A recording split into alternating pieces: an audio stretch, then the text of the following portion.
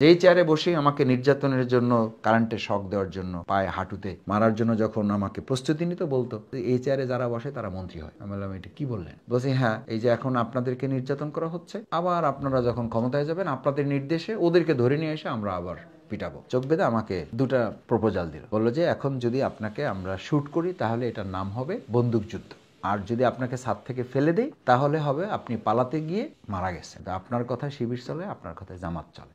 আপনার বহুদিন ধরে খুঁজতেছি, আপনার নামে 20 লাখ টাকার আমার তখন ডিক্লারেশন আছে। আমি ছাত্র শিবিরের সাবেক কেন্দ্রীয় সভাপতি শফিকুল ইসলাম মাসুদ সহ শীর্ষ সন্ত্রাসীদের গ্রেপ্তার করা হয়েছে। হেডলাইন টিভিতে আমি গিয়ে দেখতেছি অফিসে। মিন্টু রোডে ডিপিএসে তাদের ঘোষণা ছিল যে এখানে শুধুমাত্র আজরাইলের কার্যক্রমটাই আমরা নিয়ন্ত্রণ করতে পারি না, আর বাকি সব আমরা নিয়ন্ত্রণ করি। আমি দুঃখিত যে প্রশ্ন করে আপনাকে বলছি। তারপর প্রশ্ন যে জেল জীবনের প্রথম রাত বা শেষ রাতের কোনো স্মৃতি বা জেল জীবনের কোনো বিশেষ স্মৃতি মনে পড়ে কিনা? নিঃসন্দেহে এগুলো খুব কঠিন স্মৃতি, কঠিন। আমাকে প্রথম 2013 সালের 9 আগস্ট আমাকে প্রথম এই সরকার অর্থাৎ আওয়ামী সরকার প্রথম আমাকে গ্রেপ্তার করে মোহাম্মদপুর থেকে। দেখেন, আমি ঈদের কয়েকদিন পরে আমাদের প্রীতি সমাবেশ ছিল সাবেক ছাত্র যারা আমাদের ছাত্রজীবন শেষ করে তাদের নিয়ে।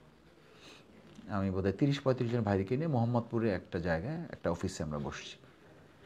পুলিশ তথ্য পেয়েছে, তখন বিপ্লব কুমার ওখানে ডিসি।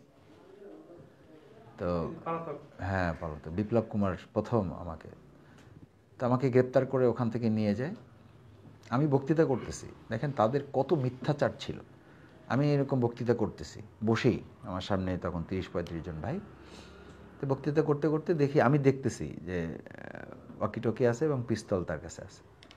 তা আমি দেখেই বুঝতে পারছি যে এরা ঢুকে গেছে। আমাদের ইনফরমার যারা ছিল তারা এটা বুঝতে পারেনি। মজার ব্যাপার হচ্ছে যে দায়িত্বে ছিল, মানে আমাদের তথ্য বিভাগের যে দায়িত্ব ছিল, সে আল্লাহর উপর ভরসা করেছে, আর তারপরে আমার সাথে অ্যারেস্ট হয়েছে। তো আমি বললাম যে ভাই, আপনার তো তথ্য বিভাগের দায়িত্ব ছিল, আপনি কি খেয়াল করতে পারেন নাই? তো আমি ওই বিপদের মধ্যে হেসে দিয়েছি। বললো যে মাসুদ ভাই, আপনার বক্তৃতা যখন শুরু হয়েছে আমি আসলে এগুলো সব ভুলে গেছি। আমি আমার দায়িত্ব রেখে আমি বক্তৃতা শোনার জন্য বসে গেছি। আমার ভুল হয়ে গেছে, আপনি আমাকে মাফ করে দিন। আমি বললাম, আমার কোনো অসুবিধা নেই। ওই পুলিশ যে অ্যারেস্ট করতে গেছে, যারা দেখেছে আমার বক্তৃতা চলতেছে, তারা মনে করছে এত লোক এখানে আছে, এটা বুঝতে পারেনি। এরা ওই যে ফাঁকে ফাঁকে গাড়ি ডেকে ফেলছে। প্রথমে গাড়ি একটা আসছিল, পরে নিচে নেমে দেখলাম তো প্রায় 10-12টা গাড়ি চলে আসছে। গাড়িটা কার কাজ করছে? তা আমি যখন দেখে ফেলছি, আমি ভাইদেরকে বললাম যে আপনারা ভয় পাবেন না, আমাদের হয়তো অ্যারেস্ট করার জন্য প্রশাসনের লোকরা আসছে, আপনারা স্বাভাবিক থাকেন। এটা বলার পরে ওই যে প্রশাসনের যে, সে বলল যে মাসুদ ভাই, আপনি বক্তৃতা বন্ধ করেন না। হ্যাঁ, বলছে আপনি বক্তৃতা বন্ধ করেন না, আপনি বক্তৃতা চালান, আপনার বক্তৃতা ভাল লাগতেছে আমাদের। মন থেকে বলছে না কি বলছে আল্লাহ মালিক ভালো জানে, হয়তো প্রস্তুতির জন্য সময় নিচ্ছে হইতে পারে, আবার মন থেকে বলতে পারে। বলছে আপনার বক্তৃতা আপনি চালান, আপনি বক্তৃতা থামায়েন না, কারণ তারা লোকেরা নাড়াচাড়া করবে, আমাদের অসুবিধা হবে। আর আপনার বক্তৃতা আমরা শুনতেছি, ভালো লাগতেছে, এবং আমরা এই ওয়াকিটকি দিয়ে আমাদের হেডকোয়ার্টারে আমরা আপনার বক্তৃতা শোনাচ্ছি যে আপনি কী বক্তৃতা করতেছেন। তা আমি বললাম যে ভাই, আপনারা প্রশাসনের লোক চলে আসছেন, আর্মস দেখাচ্ছেন, ওয়াকিটকিতে শব্দ শোনা যাচ্ছে, এই সময় কি আর কেউ আমার এই বক্তৃতা শুনবে? বরং আপনারা যে কাজে আসছেন চলেন। আমি এই বলে আমি উঠে হাঁটা শুরু করছি। আপনি নিজেই? হ্যাঁ, আমি জানি যে এখান থেকে তো তারা কোনো কনসিডার করবে না, চলেন। তো আমি জুতা পরতে গেলাম, বললো যে জুতা লাগবে না। আর দেখেন প্রথম ভাষাটা কী ছিল আর এখন কি বলছে, জুতা লাগবে না। আমি বললাম জুতা নেবো না? বলছে যে না, জুতা লাগবে না, লাইভই থাকবে কি না, আপনি জুতা দিয়ে কী করবেন? হ্যাঁ, ওই কেবে জুতা লাগবে না, চলে। তো জুতা ছাড়াই আমরা যে কজন ছিলাম আমাদেরকে উঠিয়ে নিয়ে গেল। নিয়ে গিয়ে তো দেখি যে মানে আমরা যাওয়ার আগে মিডিয়া হাজির হয়ে গেছে সব, মানে ওই ফাঁকে সব কাজ কমপ্লিট করছে, মিডিয়া হাজির।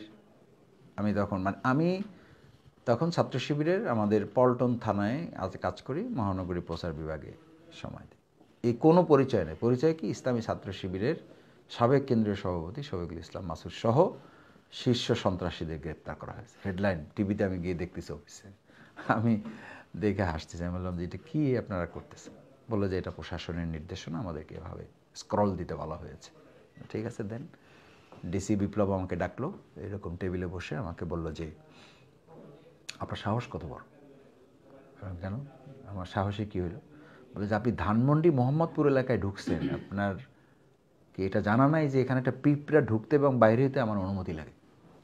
আমি বললাম, ওটি কি বাংলাদেশে কোনো বিচ্ছিন্ন দ্বীপ নাকি? বলছে এত কথা বললেন না, টের পাবেন। আমরা সেটা তো ভিন্ন জিনিস, আপনাকে গ্রেপ্তার করছেন, আমাকে আইনের হাতে তুলে দিবেন, আইন ব্যবস্থা নেবে আমার যদি মামলা থাকে। এরপরে কম্পিউটার ওপেন করলো, কম্পিউটার ওপেন করে আমার সব মিছিল দেখাইতেছে, বলছে এটা আপনি না, এটা আপনি না, এটা আপনি না। আমি বললাম হ্যাঁ সবই তো আমি, ঠিকই আছে। তো মিছিল কি অন্যায়? সমাবেশ কি নিষিদ্ধ করা হয়েছে? এই কারণে কি আমাকে গ্রেপ্তার করা হবে? আর এই মিছিল মিটিং দেখায় আপনি আমাকে কি বুঝাইতে চান?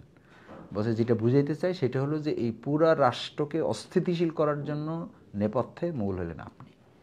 আমি বললাম আমি তো শিবির ছাড়ছি এখন থেকে 7 বছর আগে, 2007 সালে আমি ইসলামী ছাত্র শিবিরের কার্যক্রম শেষ করে আমি জামাতে। বলছে না আপনি শিবির ছাড়ছেন, বাট শিবির এবং জামাত দুটাই আপনি চালান।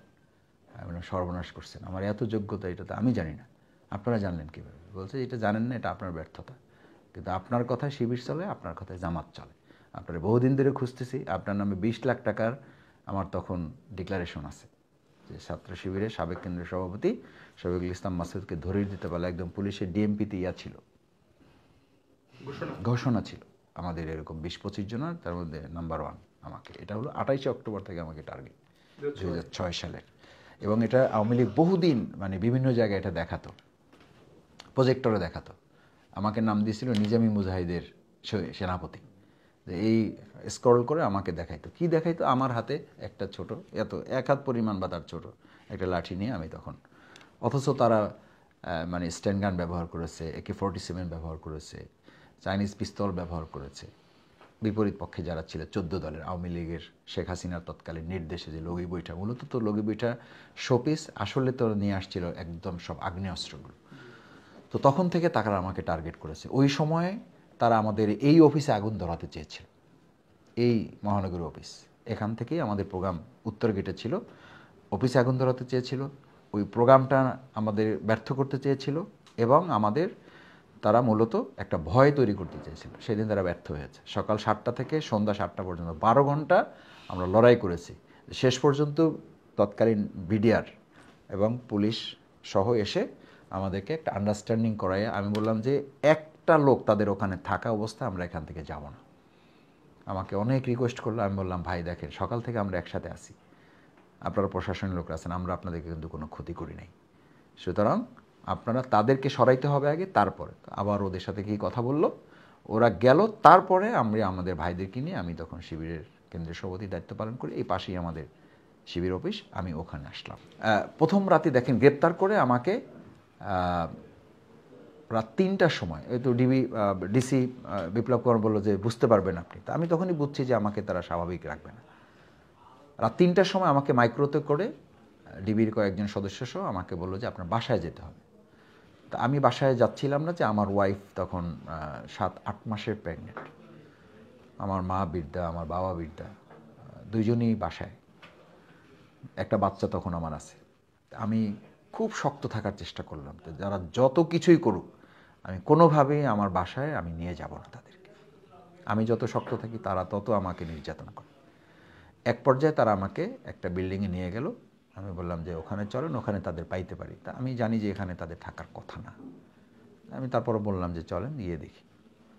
আমি যাওয়ার পরে যখন পাওয়া গেল না কাউকে, তখন তারা আমার উপর আরও ক্ষুব্ধ হয়ে গেল। আমাকে নিয়ে ওই বিল্ডিংয়ের মালিককে নিয়ে আসলো, মালিককে নিয়ে এসে ছাদের দরজা খুললো, ছাদের খুলে গেট খুলে আমাকে ছাদে উঠালো, সব থেকে আমাকে আলাদা করে ফেললো। 3 জন ডিবির সদস্য আমাকে নিয়ে পিছনে, আগে হ্যান্ডকাপ ছিল সামনে, এবার পিছনে হ্যান্ডকাপ বাঁধলো, চোখ বেঁধে দিল। চোখ বেঁধে আমাকে 2টা প্রপোজাল দিল, বললো যে এখন যদি আপনাকে আমরা শ্যুট করি তাহলে এটার নাম হবে বন্দুকযুদ্ধ, আর যদি আপনাকে ছাদ থেকে ফেলে দেই তাহলে হবে আপনি পালাতে গিয়ে ঝাঁপ দিয়ে মারা গেছেন। আপনি 2টার মধ্যে কোনটা আপনার কাছে পছন্দ হয়? আপনি বলেন যে মানে একটা স্বাভাবিক মানুষের, আমি মানে আমাকে অ্যারেস্ট করেছেন, আপনি আইনের কাছে নেবেন, থানায় নেবেন, মামলা দিবেন, জেলখানায় পাঠাবেন, রিমান্ড হবে। আপনি আগেই আমাকে মেরে ফেলার ডিসিশন নিচ্ছেন কী করে? এটা একদম প্রথম যেদিন গ্রেপ্তার করলো 9 আগস্ট, সেই রাতে আমাকে 3টার সময় ওই বিল্ডিংয়ের ছাদে উঠিয়ে তাদের প্রস্তাব হলো যে আপনি যদি এখন লাফ দিয়ে পড়েন তাহলে হবে আপনি পালাতে গিয়ে মারা গেছেন, আর যদি আপনাকে এখন শ্যুট করি তাহলে আপনাকে আমরা মানে কি বলে যে বন্দুকযুদ্ধ বলে আমরা এটাকে মারতে হবে। এখন দুটার কোনটা আপনি করবেন বলেন? তা আমি বললাম যে দেখেন, আপনারা যে দুটো পথ আমাকে বলছেন এই দুটা পথের রেজাল্ট তো একই, সুতরাং সিদ্ধান্ত আপনারা নেন। এটা রেজাল্ট তো ভিন্ন না, পথ দুটা, রেজাল্ট তো একই। বলে যে আচ্ছা বুঝি, খুব শক্ত মানুষ। আমি বললাম দেখেন, আমার পরিস্থিতি আর আপনিও এটা না বোঝার কোনো কথা না। তো বলে ওখান থেকে বললো যে না, এর দিয়ে কাজ হবে না, এর দিয়ে আরও অনেক কাজ করাইতে হবে, এই চলো। তো দিয়ে আমাকে নামিয়ে নিয়ে চলে আসলো, নিয়ে আমাকে ডিবিতে রাখলো, ডিবিতে নিয়েই আমাকে আলাদা করে ফেললো। তো আলাদা করার পর থেকে ওই ভাইয়েরা আমার সাথে যারা ছিল তারা খুব কান্নাকাটি করতেছে। মানে অ্যারেস্টের পর থেকেই ওই ভাইয়েরা কেউ তাদের নিয়ে ভাবে না, প্রত্যেকের বক্তব্য হলো যে মাসুদ ভাই আপনি অ্যারেস্ট হলেন কেন? তা আমি বললাম অ্যারেস্ট তো আমিও হই নাই আপনাদের জন্য, আর আপনারাও আমার জন্য হন নাই। আল্লাহ তাআলা আমাদের যেভাবে নসিবে রেখেছেন ওটা হয়েছে। তো ওই দিন রাতটাই আমার জন্য মানে একটা বড় দুর্যোগের রাত গিয়েছে। রাতে নেওয়ার পর থেকেই তারা আমাকে অব্যাহত অত্যাচার করতে থাকলো, মানসিক শারীরিক, ঘুমোতে দিল না। 5 মিনিট পর পর একজন যায়, গিয়ে জিজ্ঞেস করে আপনার বাপের নাম কি, গ্রামের বাড়ি কোথায়? তা আমি বললাম ভাই এটা তো লেখা আছে আপনাদের ওখানে। একজন এসে বোধহয় কোনোভাবে আমাকে মানে ভালো জানে বা বুঝতে পারে, বলে যে মাসুদ ভাই এটা আমাদের টর্চারের একটা স্টাইল, এটা আমাদের ডিউটি দেওয়া আছে, আপনাকে 10 মিনিট পর পর এসে আপনাকে আমরা জিজ্ঞেস করবো, একই কথা আপনি বলবেন। তা আমি বললাম এটা কোনো কথা? বলছে হ্যাঁ, আপনাকে আমরা ঘুমাবো না আর আপনি ঘুমাবেন, আপনাকে ঘুমানোর জন্য নিয়ে আসা হয়েছে এখানে। আপনি যদি ঘুমাইতে না পারেন এবং আপনি এরকম টানা 1 দিন 2 দিন 3 দিন যখন ঘুমাবেন না, তখন আপনাকে যা জিজ্ঞেস করবো আপনি সেটাই বলবেন। আমি বললাম ভাই ওটা আমি এখনও বলবো। বলছেন আপনাকে ভারসাম্যহীন করা পর্যন্ত এটা আপনার প্রতি চলমান থাকবে। মানে আমাকে পাগল বানানোটা তাদের টার্গেট, যে আমাকে ঘুমোতে দেবে না, আমাকে খাইতে দেবে না, আমাকে ওয়াশরুমে যেতে দেওয়ার জন্য ওখানে কমপক্ষে 1 ঘন্টা সিরিয়াল দিতে হয়, একদম কৃত্রিম। মানে আছে আপনি বসেন, যখন হবে তখন আপনাকে জানানো হবে। মানে হেন অত্যাচার নাই। ডিবি অফিস ওখানে, ওটাকে মিন্টো রোডে ডিবি অফিসে তাদের ঘোষণা ছিল যে এখানে শুধুমাত্র আজরাইলের কার্যক্রমটাই আমরা নিয়ন্ত্রণ করতে পারি না, আর বাকি সব আমরা নিয়ন্ত্রণ করি। আমরা এখানে কাউকে জীবন দিতে পারি না, আর বাকি সব আমরা করতে পারি। মানে মারতে পারে কিন্তু কারো জীবন দিতে পারে না। ওরা মানে নিজেরা গল্প করতো, খুব অহংকার করে বলতো যে ডিবি অফিস হচ্ছে সেই জায়গার নাম যেই জায়গায় শুধু জীবন দেওয়া যায় না, আর বাকি সব এখান থেকে করা যায়। এই শক্তি আমাদের এখানে আছে। সেই ডিবি অফিসে আমি 67 দিন থাকছি। মানে ওটা শেষের দিকে আমার কাছে বাড়িঘরের মতো মনে হয়েছে, যে আমার বোধহয় এখানেই থাকতে হবে হয়তো আর কি। তো ওরা বলতো যে আপনাকেও আমরা আর কত জিজ্ঞাসাবাদ করবো তাও বুঝতেছি না, সরকারও চাচ্ছে, কি করবো ভাই ধৈর্য ধরেন। মানে কতটা মস্কারা করতো এবং কতটা উপহাস করতো। যেই চেয়ারে বসে আমাকে নির্যাতনের জন্য, কারেন্টে শক দেওয়ার জন্য, তারপরে পায়ে হাঁটুতে মারার জন্য যখন আমাকে প্রস্তুতি নিত, বলতো নিজেরা বলতো এই চেয়ারে যারা বসে তারা মন্ত্রী হয়। আমি বললাম এটা কী বললেন? বলছি হ্যাঁ, এই যে এখন আপনাদেরকে নির্যাতন করা হচ্ছে, আবার আপনারা যখন ক্ষমতায় যাবেন আপনাদের নির্দেশে ওদেরকে ধরে নিয়ে এসে আমরা আবার পিটাবো, আবার তাদেরকে এই নির্যাতন চলবে, কারণ ইতিপূর্বেও এভাবে হয়েছে। সুতরাং এই চেয়ার আপনি বসছেন, আপনিও মন্ত্রী হবেন। পাশে আরেকজন হাসতেছে, বলছে উনি তো মন্ত্রী আছেই, শিবিরের কেন্দ্রীয় সভাপতি ছিল উনি, জোট সরকারে ওনাদের 2 জন মন্ত্রী ছিল। আমি মনে মনে ভাবতেছিলাম যে একটা দেশের প্রশাসন কতটা মানে দলবাজ হলে একটা মানে সাধারণ আসামিকে এই কথা বলতে পারে যে মানে একদিকে নির্যাতন চলবে আর একদিকে মন্ত্রিত্বের সে মানে বয়ান শোনাইতেছে, মানে প্রলোভন না, মানে এটা একটা তামাশা করা আর কি। তো আমাকে বলছিল যে এই চেয়ারে যে বসে মানে শুধু নির্যাতনের চেয়ার না, এই চেয়ারে এর আগে আমুরা বসছে, এই আমার নাম শোনাইতেছে, এই যে এই তোফায়েলরা এখন মন্ত্রী আছে, এরা এই চেয়ারে বসছে, আমরা এদেরকে নিয়ে আসছি, আবার কয়েকদিন পরে তাদেরকে নিয়ে আসবো। তো আমার কোনো কথাই ওদের ভালো না হলেও এটা তো কথা সত্য হয়েছে। পরে দেখলাম যে ওরা বলছে যে এই চেয়ারে এখন আপনাদের নিয়ে আসছি, আবার আপনারা নির্দেশ দেবেন ওদেরকে ধরে নিয়ে আসবো, ওদেরকে বসাই দেবো। তো আমি তো তখনই বলেছিলাম যে এই অবস্থায় তো আসলে পরিবর্তন হওয়া দরকার। আল্লাহ তাআলা আলহামদুলিল্লাহ পরিবর্তন দিয়েছে।